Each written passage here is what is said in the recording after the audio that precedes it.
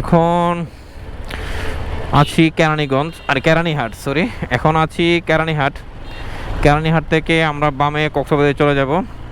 বান্দরবানে এই রোডেই গতকাল গিয়েছিলাম, আজকে এই রোডে ফিরে আসলাম, কিন্তু গতকাল আসছি ডান দিক থেকে, আজকে যাব বাম দিকে। কক্সবাজার যাচ্ছি যে 2-1 দিন থেকে আসি।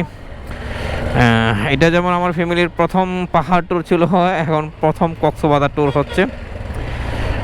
আজকে সে একটু আনইজি ফিল করতেছে, কারণ হলো বাইকে অনেক লং ট্যুর দিছে, অনেক লং টাইম বসে থাকা আসলে একটু কষ্টের।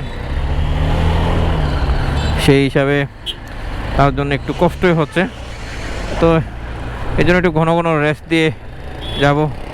বাবু না থাকলে সমস্যা ছিল না, বাবু থাকার কারণে একটু সমস্যা। আবার পিছনে টপ বক্স আছে, টপ বক্স থাকলে সন্ধ্যায় একজন বসা যায়, কিন্তু বাচ্চা থাকলে একটু কষ্ট হয়।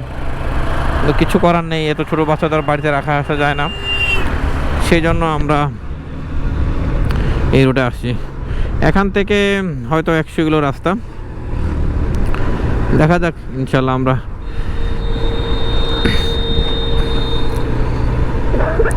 কতক্ষণ লাগে দেখি।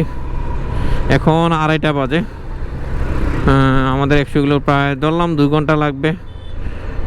3:30 4:30 বিকাল 5টা পরে আশা করা যায় 5টার মধ্যে পৌঁছে যাবো। যদিও আমাদের ব্রেকগুলো একটু বেশি হয়ে গেছে আজকে বগালেক থেকে ফেরার পথে, তো যার কারণে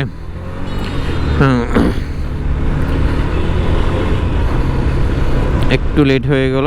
আর 2জন টুরমেট ছিল, ওনারা ঢাকা চলে যাচ্ছে, ওনারা কেরানীহাট ডান দিকে চলে গেল, আর আমরা যাচ্ছি বাম দিকে কক্সবাজার। যাই আল্লাহ ভরসা। আকাশ একটু মেঘ, যদিও গতকাল থেকে আমরা কোনো মেঘ বৃষ্টি পাই নাই, কিন্তু আজকে একটু আকাশ মেঘাচ্ছন্ন মনে হচ্ছে। আর কক্স থেকে সবাই ফিরতেছে, বোঝাই যাচ্ছে কক্স থেকে সবাই ফিরছে, আর আমরা কক্স ঢুকতেছি। কক্সবাজার 98 কিলো এখানে দেখাচ্ছে, মানে 100 কিলো আর কি। দেখা যাক, আমরা যদি বৃষ্টি হয় তাহলে আবার কোথাও দাঁড়াতে হবে। আল্লাহ যেন বৃষ্টি না দেয় সেই দয়া করে। বৃষ্টি হলে একটু কষ্ট হয়ে যাবে, কারণ রেইনকোট একটা আছে, আরেকটা কেনার জন্য চাইছিলাম চট্টগ্রাম থেকে কিনে ফেলবো, কিন্তু চট্টগ্রাম এসে মার্কেট বন্ধ পাই,